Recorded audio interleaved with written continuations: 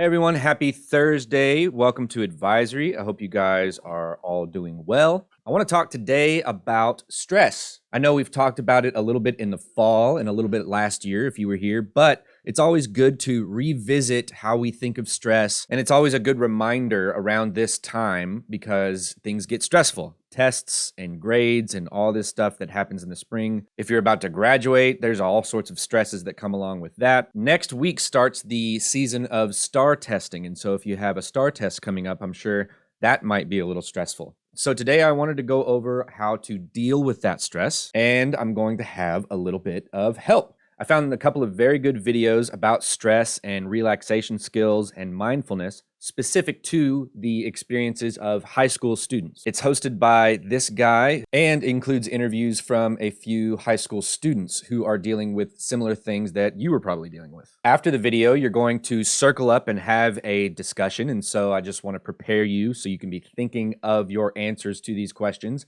as the video goes on. The first video is going to talk about breathing. So the first thing that you all do whenever you circle up is take 3 big deep breaths together, and you'll talk about that and other ways to alleviate stress in the moment. Then as a class on the board or wherever everyone else can see it, write down a list of all the things that are stressing you out right now. And once you have it all on the board, I want you to call out what are the things that many people in your class are stressed out about. What are the common stresses that everyone has? The second part of the video is going to talk about mindfulness and when you feel the most present or in the moment. So I want you to think about what is the place or the thing, the activity that you feel the most present and in the moment. And there will be some examples of that in the second part of the video. And then the last thing I want you all to talk about and hear from each other as a class is what do you want to remember to do over the next few weeks of testing to help relieve or prevent stress. So let's go ahead and get into the first part of the video about relaxation skills. Hey, I'm your host, Hari Kondabolu. In this video, we're going to be talking about self-care and relaxation skills.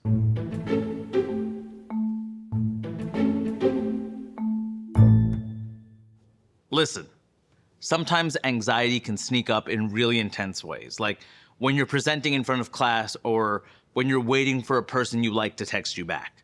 The problem is our alarm system can go off even if there isn't really any danger present.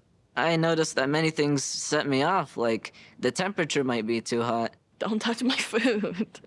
I don't know, it could literally be the slightest thing, like doing my makeup and I smudge it all over my face and I have to restart. Like with the way people chew, oh my goodness. Tests, I think. I'm a really bad test taker. I had like a gov test on Thursday, and then a math test on Friday, along with an English test on Friday, along with an essay I also had to write for English on Friday because I had missed it earlier. Me trying to navigate all of my classes and time management and to get enough time to work on college applications and work on narrowing down my college list, which I've been doing for like a month. Because it's just like, I'm a high schooler, I'm in high school, and then you get to senior year. Deadlines are due this, this date is due, and it's like, ugh. I don't know how to apply to college, so it's definitely difficult. It can be intense, and that's because our bodies are hardwired to respond to dangerous situations with 3 responses: freeze, fight, or my personal favorite, flight. I love to run away. It's the way our bodies have evolved to keep us safe and alive, and it's no joke. I start hyperventilating. I feel like I can't breathe, like I literally can't breathe. I usually blank mid-test about where this accent is supposed to go or how to spell this word. I get very, very panicky, and I can feel it coming on a mile away because it'll start in my stomach and just keep rapid firing all the way up until I'm like having a panic attack. It always gets better, but it definitely sucks in the moment. For decades, psychologists have been studying what we can do when our body starts to hit us with really intense feelings. And the answer? Breathing helps me, calm down from anything. Usually I'll just take a breath. Take the biggest breath I can, just in. And then take a really deep breath out. Just slow, deep breaths. Inhale and exhale just slowly a few times. I see like the breath coming into my body and then exiting my body. I know what you're thinking. I breathe all the time. I know how to breathe. I'm breathing right now. But breathing, much like running with a backpack, is more complicated than you might think. It turns out some breathing is more helpful than others. I just kind of do it maybe like 3 or 4 at a time. I like slowly catch my breath and like breathe like slowly, and it definitely helps. It calms it all the way down. It can be helpful to practice these relaxation strategies even when you're feeling calm. Put one hand on your stomach and one hand on your chest. Slowly breathe in and expand your belly like a balloon, and then slowly breathe out and feel the balloon deflate. You'll feel your body begin to relax as you continue to take slow, paced breaths.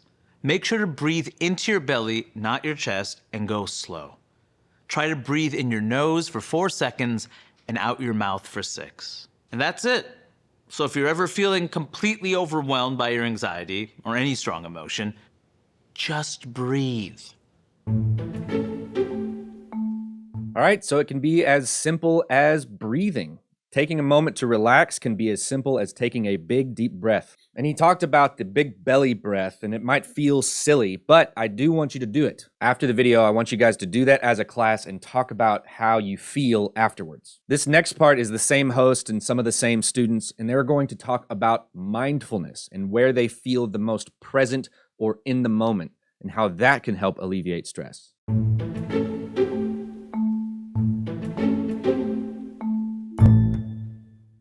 Mindfulness is the practice of paying attention on purpose to the present moment without judgment.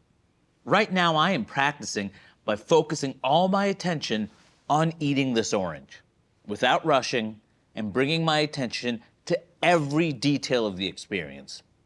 The feeling of the skin as I peel it, the brilliant orange color of the peel next to the pale yellowy color of the pith, the soft ripping sound as I slowly remove the skin from rest of the fruit, the bright citrusy smell that fills the room as it opens, the burst of flavor as I chomp down on a slice. Now, I know some of you are thinking, that guy has a weird relationship with oranges. And also that the word mindfulness might sound a little new agey and corny. Sitting there and breathing, oh come on, that's not fun at all. How are you gonna get amused by that? Personally, I never got the whole meditation thing. I'm like, is that something I'd really consider? But if it works for people, I think, why not try something new? Whether you call it mindfulness or not, there is something helpful about trying to see what's all around us. Because left on their own, our minds tend to wander into the past or the future, and our thoughts can feel very hard to control. I don't know, I guess I'm just so like focused on just getting through the day that I'm not really thinking of like living that day. Sometimes I'll be like, am I doing something that I need to right now, or am I just on my phone because I have nothing else to do, or I just am bored? And I have these people in my life that are present with me. Let me actually be present with them instead of just on social media. My mind may wander off, but whenever I notice my mind is elsewhere, I try to return it back to the present moment. That may sound really simple, but don't confuse being simple with being easy. I'll be sitting in math class and I'll be thinking about literally anything else, or I'll be sitting in my English class and I'm thinking about math, and it's just anything that distracts me, anything going on in my life, home life, friends. Oh, what am I gonna do this weekend? What am I going to do then, or what am I gonna do now? And it's just like, I feel like my head is on overdrive like a lot of the time, and it's kind of hard to reel that in. Sometimes I feel like I'm focusing too much on what am I gonna do in the future, like long term, over what can I do right now. And I don't really know which one I should think about more. Because if I only focus on now, what am I going to do in the future? But if I only focus on the future, am I ever going to get to it? When you practice mindfulness, you might not really even feel the process working. But if you practice mindfulness often enough, you might notice a subtle shift, maybe in feeling more present with yourself, the people you love, and the feelings you're having. Sometimes I do meditations with my crystals. I just look up a guided meditation and I'm like, hey, I need a meditation to help me love myself. And they're like, I got you. Like when I talk to my friends and stuff, I feel like I'm really present. I'm listening to them and they're listening to me. But maybe when I'm like trying to get my schoolwork done, I may be worrying about things that I shouldn't be worrying about, like things that are going to happen or already happened, when I should really just be focusing on doing my work. So then, and kind of just, riles me up and gets me anxious about something that happened in the past and I can't change the past, if you know what I mean. I might not always feel calm and relaxed when I'm practicing mindfulness, but that's okay. That's actually kind of the point. Simply paying attention to how you feel is being mindful. And just like exercise or learning the tuba, mindfulness is a practice.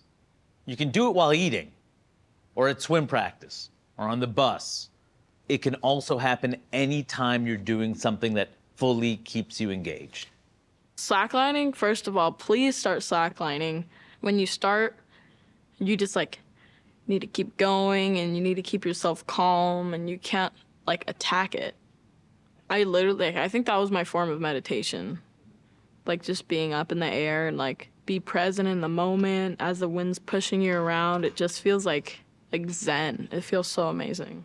I feel like when I am in the present is when I'm on stage performing something. I've done musical theater my whole life, so whenever I'm actively performing, I definitely think that that's when I'm in the present. I'm not thinking about anything else except for whatever I'm performing. There are many ways to practice mindfulness, but they all have the same goal: to bring yourself as fully as you can to the present moment. Fully immersing yourself in the sights, the sounds, the feelings you're feeling, the people around you, even the host of the video you're watching. Go ahead, be here with me. How's my hair look today? Okay, now back to my oranges. This may take a while. All right, so I hope you've gained some valuable tools. I know that it's going to be a little bit stressful in lots of ways coming up over the next 2 weeks. But when things get crazy, I want you to hold on to what makes you feel relaxed and what makes you feel the most in the moment and present. Go ahead and circle up, no phones, make sure everyone can see everyone, and have the discussion on the next few slides. Don't forget to take your breaths first. Be good to yourself and others, and I'll see you real soon.